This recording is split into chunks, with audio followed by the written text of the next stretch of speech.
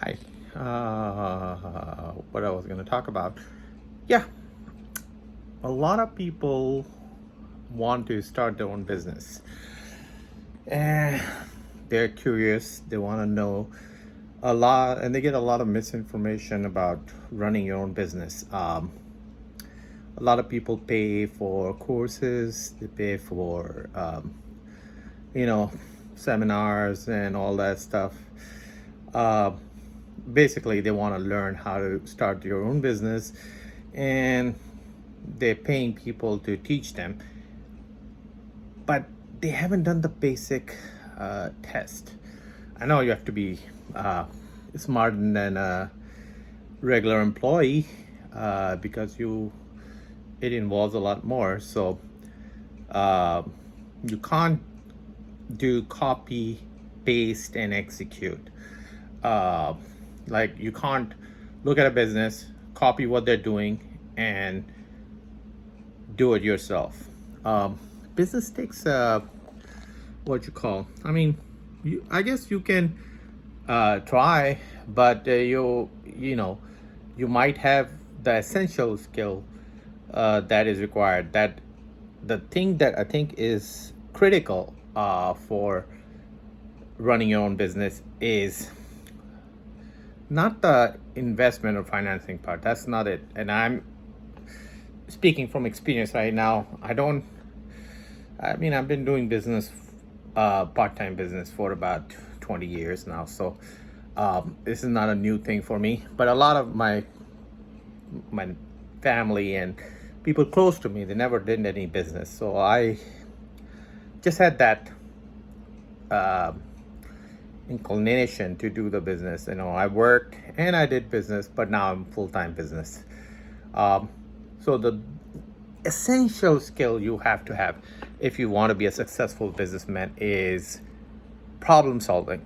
Okay, you have to have the problem solving skills in doing a business. So, I mean, it doesn't matter. You can turn anything into a business, really. Of course, you need to figure out how to source inexpensive items that you're buying and selling. But you can't just succeed in it because there are a lot of issues that you have to deal with, like shipping. You also have to deal with you also have to deal with everything, every aspect of that business, not just a good one like sourcing. Sourcing is fun. You're basically buying stuff, which is not a problem for most people. They know how to buy stuff, and some people are very savvy and they can find good deals that you can sell. Not everybody does that because most people will go to the store, buy what they see, and they won't even think twice. Somebody can charge them double the price and they will still pay and walk out with that item because they have no idea what the real value of that item is. Uh, so, they just, I guess, pay for the experience. So if you go in a bigger store, you can get the same product for $10. If you go to a thrift store or some less expensive like dollar store or something, and you can find that product for $1, you will still getting the similar stuff. There's not much difference, but you can save a lot of money. But some people just don't make an effort. But that's not what we're talking about. We know sourcing is not a problem. The sourcing doesn't make you a good businessman. The ability to solve the problem. I mean, sourcing is, I guess you can consider it one of the problem. For some people, that's the problem. But there are other things. You have to know every aspect, good and bad, about a business. Like, for example, I was doing security camera installation business. Nobody I knew of did that in the family. So this was something, because everybody I knew were doing like convenience stores and common businesses, like traditional businesses. And here I came and I've started doing security system business. And the reason why I'm saying that is because it requires, like, you can't copy somebody because there's nobody to copy with. You have to be genuinely problem solving. Like number one requirement for I remember when I installed my first security system, the requirement was from my customer was they wanted a cash register interface. Okay. I didn't even know what it was. And then he showed it to me. So then I had to solve that problem, because that was going to decide if I was able to sell this product to other customers. So I figured out a solution, found out, and I integrated into my security system. This was back in 2002 when DVRs were, nobody even really knew about DVRs at that point. People were still using time-lapse VCRs, right? Okay. So, and watching the camera remotely at that time was very, very rare. So I implemented that solution, problem solved. So basically engineered a system that was inexpensive enough that I was able to make decent profit margin. So that's how I solved the problem.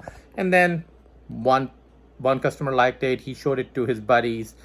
Basically that way I was like selling it. It was still part-time because I was still working full-time job, and I did not spend that much time. So, but the productivity was so great. Like if I did one system in a month, I basically doubled my income. Yeah. That's how it was. I mean, as far as sales goes, I didn't have an overhead. I didn't have what you call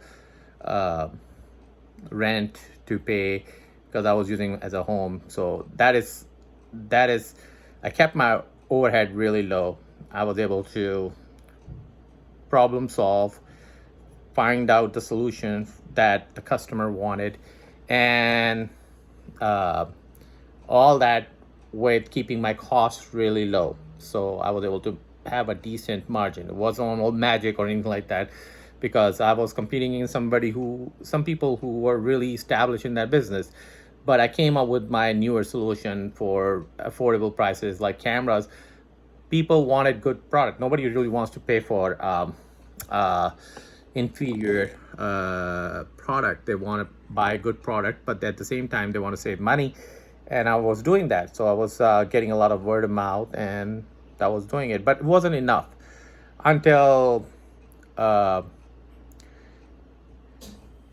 I realized that I was asked to offer more for the money, because I was losing sales to my competition, and they were basically selling inferior stuff that looked good, but they were doubling whatever I was giving to my customers. And there was no way I was able to compete with them. And they didn't care about customer service. I was servicing customers from 10, 15 years that I installed the system in there, and I was still servicing them. That's not what they were doing. Their system barely lasted a year or two, and then it failed, and the only way to service it is to buy a new system and put it in there. And I dealt with a lot of customers like that before, but not everybody understood that, and they saw a retail solution, like in a store you could buy it, and they wanted me to install it. So I installed, actually I didn't install it for a very long time. I just done one system, and I told that customer that you are responsible for any problems. You buy your own system, I'll install it, but I won't give you any warranty or anything like that. If something breaks, it's your call. I don't install these systems for a reason. So anyway, install it. Don't know if it has problems or not. My part was done. But that's not how you provide solutions. You want to make sure when you provide a solution, it's good solution that will last for a long time. So problem solving is key. You don't want to copy paste. If you don't have the problem solving skills, do not attempt to do your business, because it's not like you can delegate certain part of the responsibility to someone else. Like, it's your business. You're gonna need to do every aspect of it. You have to understand every aspect of it. If you hire a person to do manage your store, and you don't know how to do it, then he will know it, and he will take advantage of it. So he will do his own things in the business to benefit him, and you will be on the losing end, because it's your money after all. So yeah, Problem solving key. Um, and of course, you want to be ready for doing every single thing in your business. You can't, uh, at least not initially, you can't afford to delegate responsibilities. Like, you can't have an assistant, you can't have a paperwork person, you can't have a shipping person, you can't have a sourcing person, you can't have all those people without cutting into your margin, right? So your margins on a profit um, are going to go down. Like, for example, even if you, let's say, if you can sell the product without using eBay, for example, you save 15% fee that eBay charges you. Like, anytime I sell locally, I don't have to pay the fees. I basically sell it to a local customer, and they pay me money, and then that's it. I don't have to pay the fee for selling it. Now, in future, like for example, Craigslist, they don't charge any fee for listing the product. So Facebook doesn't charge you fees either. They do have an online service. If you use that, that then charge you fee, but normally they don't. So anybody can do it on those two platforms.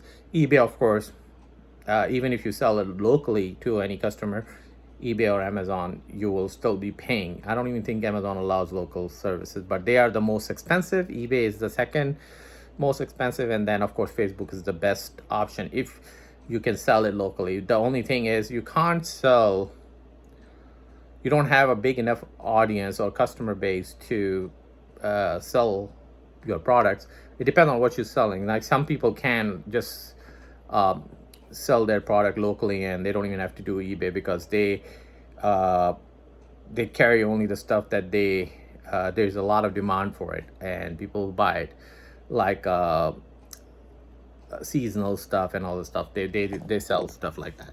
But yeah, so uh, you need that is an issue itself. Um, Today I dealt with. It was a slow day. I didn't sell. I think I sold one item on eBay, but uh, that wasn't even worth mentioning.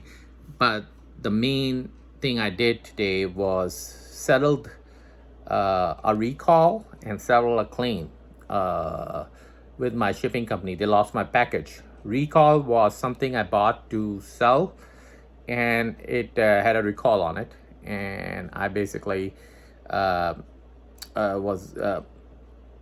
not what you call not given as much money as I fair market value.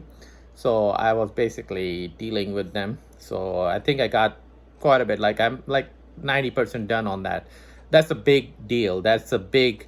I mean, that could uh, pay my bills for a month. That's how big it is. So yeah, so I need to basically, so I worked on that. Also listed a lot of items, and and literally barely went out one day for uh, sourcing few items, and basically picking one item to ship, which one is so I packed it already, and so yeah. So if you don't have a problem solving skills, do not attempt to do your business. You're better off letting somebody else run a business. And I know it depends on your profession. Like, if you're an artist, you will have to have a manager. Let them deal with the management part. Don't don't uh, don't try to be your own manager when you don't have the problem solving, because it takes a different type of mindset. Like, I used to be for a very long time uh, technical, so I did not understand, even though I did some business right when I was in my high school, uh, and uh, and that was in Dubai, but here I worked mainly. So I was like, and I was going to school, so computers, technology was easy for me to understand, but sales wasn't. So I did 15 years of sales total, like no, maybe more than that, retail. So 20 years in sales. So and then part-time business and stuff like that. So, but the thing was, like, sales is teaches you how to sell stuff that you like. You can, like, as an engineer, you can create a product, but if you don't know how to sell it, you can't do your business. I mean, then you're going to have to work for a company that will sell your product and pay you very little for your services. And I want to add another joke to this YouTube video because I think it's funny, very funny. Elon Musk had an assistant, and I'm not sure if this is true or not, but this is what is circulating in media, so or memes or whatever you want to call it. So I read it and I was like, and I believe he must have done it because he's that kind of person. He's very smart and he knows. So anyway, so he had an assistant that asked for a raise. Elon Musk thought about it and he said, I'll let you take a time off, 2 weeks time off, and I'll do whatever you're doing for me, and I will decide if you are worth a raise. So anyway, so he gave her a 2 week vacation, and he did what she did. And after 2 weeks, he basically fired her. He said, I don't really need you. I can do whatever you're doing, and I don't need your services. So see, that teaches you a lesson. I mean, it tells you, like, not everybody, when they're working a job, they are providing the value to the business they're working for. A lot of people are there to put in their time, kind of like a mandatory routine. They clock in, they work, and then they leave when time is off. 9 to 5 job, or you go to office, you do a few things, and then you're done and you come back. You don't even know if that made that business any money or saved that business any money. You don't focus on that because you're not paid on commission. You're not paid on based on your productivity. You're paid on your time. So it kind of, and then of course, the more important the position is, the more responsibility you take, you compensated more. But that doesn't mean that you are paid for your services stuff. Some people pull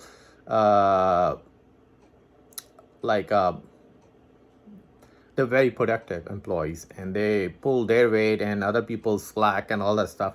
But those people are not compensated for their work, right? Matter of fact, if you have an employee who is like me, for example, the managers have tough time dealing with you because they're told to put you in your place because they don't want, the companies do not want employees to be doing more than what they're asked to do, because they want basically they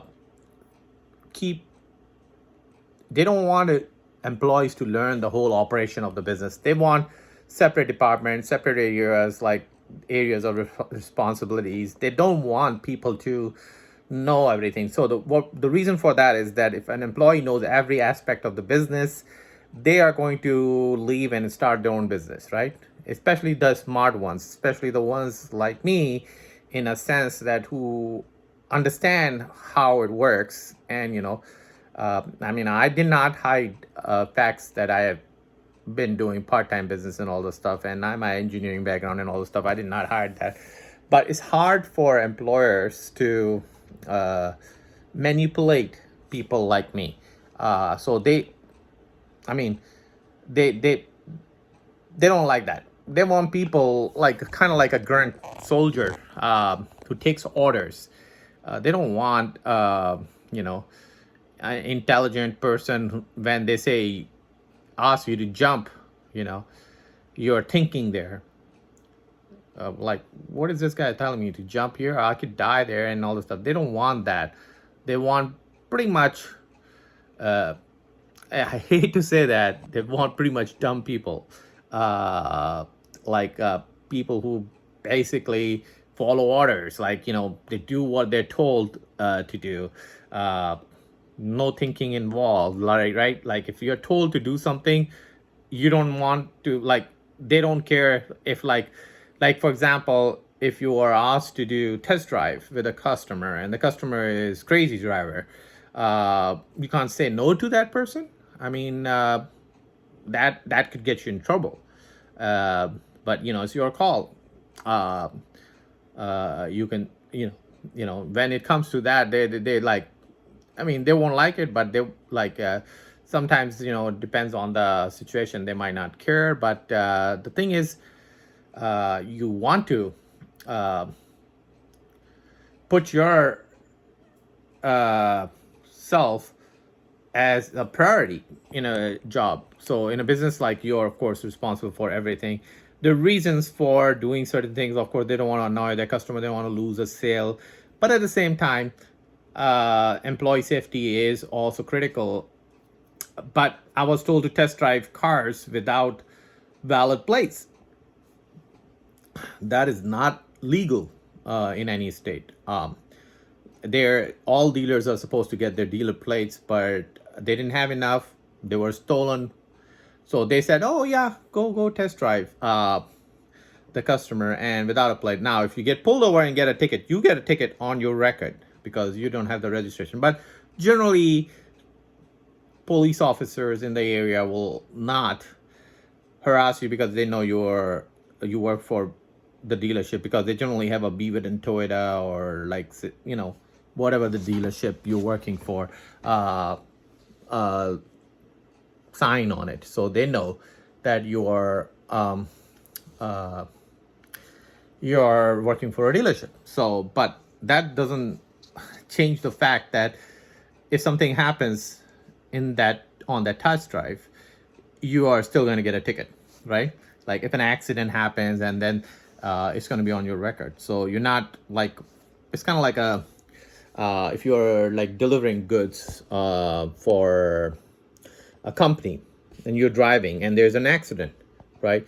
They're not going to be responsible for accident. They're going to say, why did you do it? Even though they ask you to do so many deliveries in a day to rush you, and then if you speed and you get an accident, you could still lose your job or get a ticket or whatever, go to jail if you really hurt somebody. But the point is, you're ultimately responsible. The company is not. But as a business owner, you get to decide your policies. You decide what is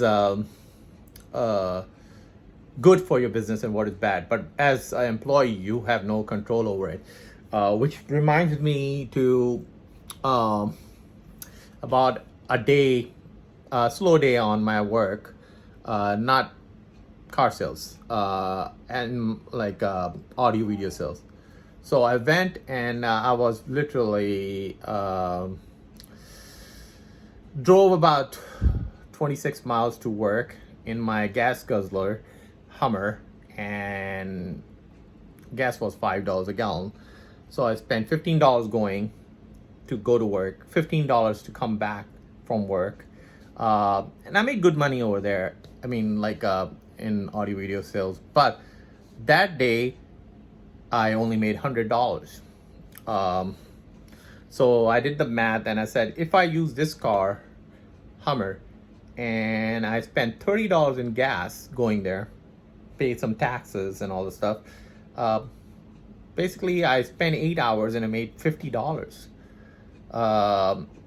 That is very low income. Like, I know at that point the minimum wage was like $10 or something like that, but still, it's I mean, you gauge your performance, right? Like, I wasn't happy with that performance. That's not good. Like, yeah, if you're doing 300 or 400 a day, that's a different story. That's a good day. That's then you don't mind spending that kind of money on gas or anything like that. But a lot of people who work low income jobs, or even good jobs, but they have a lot of expenditures. You have to drive certain cars. Like employer will not tell you this, but if you are like a manager, you have to wear nice suits. You have to pay for your grooming. You have to pay for a lifestyle that you have to maintain for keeping that job. I've not done a job like that, means where they, well, in car sales I have, and they basically wanted me to have certain like iron your pants, shirts, stuff. I never did. I did wrinkle free shirts. I washed them, I cleaned them, but I did not want to spend half an hour ironing my, or 15 minutes or whatever it takes to iron my clothes before I go there to just sit on them and wrinkle them anyway. So yeah, they just feel like it makes the dealership look bad or the retail store look bad. But eventually they came back to t-shirts, like polo shirts. That's what eventually happened. But can you imagine cleaning the shelf at nighttime in white shirts? Not really a great idea. Like they expect you to be clean, wearing clean shirt during the day, but at nighttime they want you to stock the shelves. The salespeople said, we're not going to do it if you're not going to give us an hourly pay. And eventually they buckled down on that one and they let salespeople go because they had no legal way to tell somebody to do something when they're not compensated for it. This is against the law. Like you can't have an employee do the work when he's no way to make the money. So if I spend 2 hours stocking the shelves, they save money by not paying the hourly employee, but the salesperson doesn't make any money. So he's working for literally free. That is kind of what a lot of employers expect because they know how much you're making. So what is that? What an employee is making, but they're making because they are good at it, right? They're not, you didn't hire them because they were bad at their job. Now you are making them do side things where they have no way to make the money for those extra things. But they push your employees to do above and beyond and save money. Basically, they want to cut the overhead down. It's they just don't want to pay extra people to do the job that they needed done, and they basically want to use the non-hourly employees, like commission employees, to do the job. But that's most salespeople will not put up with that, and they leave and all that stuff. So they don't ask people to do it because in order for something like that to happen, all the similar businesses have to all do that. But if one business is doing it, then people are going to leave that business, and eventually they will close down because they need good salespeople to turn any business profitable. Like, I don't know if it's all about experience anyway. Salespeople are basically what creates experience for customer. If you have a person in your business that has a bad day or doesn't want to deal with a customer, you'll get a lot of complaints because people expect certain service when they go spend their money in a business. If you are not treated properly, you have a choice to go to different business. It's not like businesses have monopoly in here. There might be a business that doesn't have, but they might not have it for long because people will figure out a way, because there will be other, somebody might just open a business just to take their customers away because they know, because this is the only business that's doing it. But yeah, there's a lot of things that happen in a business. So please don't think just because you see somebody else doing it, you can do it too without proper knowing your abilities, basically knowing that you have that problem solving in your head. If you don't, you are, I see very bad examples of, like, I've seen some people retire from their job and then they put all their 401k or in life saving into a business, and they just couldn't run it. They lose everything, and that is bad. That's because, and there's nobody stopping an employee from doing a side business. So learn, uh, and you want to start your business while you're employed. I mean, don't start your business when you are retired or anything like that, because there's a lot of skill set you need. It's not like, uh, you know about the product. There's a lot more things to do, and it takes time for you to learn. Even though you have the good mind for problem solving, it's still, there's a lot of problems to deal with. You can't just learn everything after retirement. You want to do it on the side. And yeah, so anyway, I hope this video was informative, helpful to people who watched it. I appreciate it. If you like the video, please like it by clicking the uh, like bar in the bottom. And then also, if you can subscribe my channel, I will be more motivated to post videos like that. My frequency of posting videos gone down because of the a lack of motivation. It's not, I don't get compensated for doing these videos. I get compensated only if I meet YouTube minimum requirement, which is 1,000 subscribers and 4,000 hours of watch time. So if I don't get either, these videos are basically waste of my productive time, because believe it or not, instead of doing this video, I can do some actual work that makes me money. But I think this is a nice video to make because of the fact that a lot of people, don't understand how the business works. But yeah, I mean, you really get the freedom by doing a business. Like today's was a real example of how little I worked and how much I made or saved, or how I want to say it. But yeah, generally speaking, like to give you an example, when I was doing security system, I had one of my customer had 2 systems in a month installed. Two of his store I installed 8 cameras and cash register interface and computer and all stuff. This is a while back, and and his receipt was for $10,000.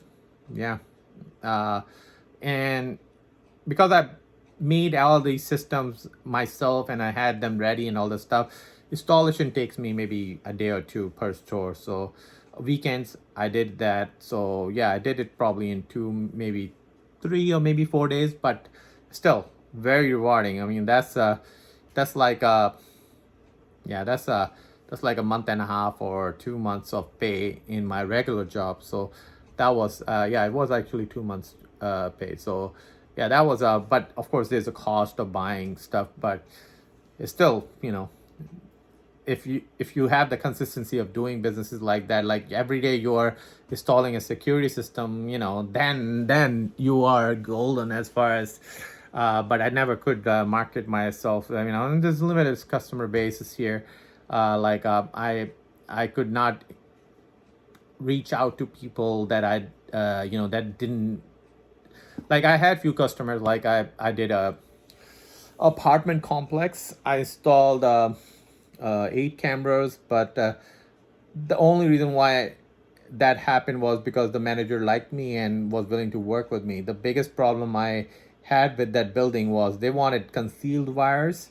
So they didn't want exposed wires because they were thinking that people are going to cut them and all this stuff. So they wanted, it was like 3 or 4 story building. So they wanted a camera in each lobby, maybe a camera or 2 actually in each lobby, and then office camera, and then main lobby and all the stuff. So I installed, like, I think 8 or maybe 16 cameras. I don't remember exactly, but yeah, I installed it and I set it up. So, but they had a maintenance guy drill big holes in concrete floor. I did not have a drill to drill concrete, and I was having hard time with even small holes. Now this hole was an inch big, so I can have a conduit run through it. So yeah, they did that with their, they must have rented the SDS drill, hammer drill. I did not have that big hammer drill at that point, and they're expensive to begin with, and I wasn't going to do it. So because they did the holes, I was able to install it, and that was unique case. But normally most of them were recessed ceilings, and there were a few outdoor cameras that I had to drill through brick walls and all the stuff, but mainly it was just wood or really basically no drilling required. And everything was low voltage. It wasn't you know, very technical or anything like that. I didn't really, so power came from where the cameras were and everything. But yeah, that's those were the days. Well, I did you know, that was the business that I did from scratch. I did not have any help, no support, nothing. Nobody knew what I was doing then. And you know, even then I did eBay at that time, but I just had problems sourcing stuff and for eBay. And at that time, I don't even think I went to, I don't even know if the Goodwill had super centers or Goodwill outlets, what they call, where they sell stuff by weight. And I was paying pretty high prices for that, but I still found some good deals, but it wasn't like that great. So yeah, so but I still sourced, and you know, I was buying and selling from like stores and all this stuff. So anyway, this video is getting long. Sorry for going extra on that, but yeah, thank you again, and hope you subscribe and like this video, and wait for my next video to come in. Thank you. Bye.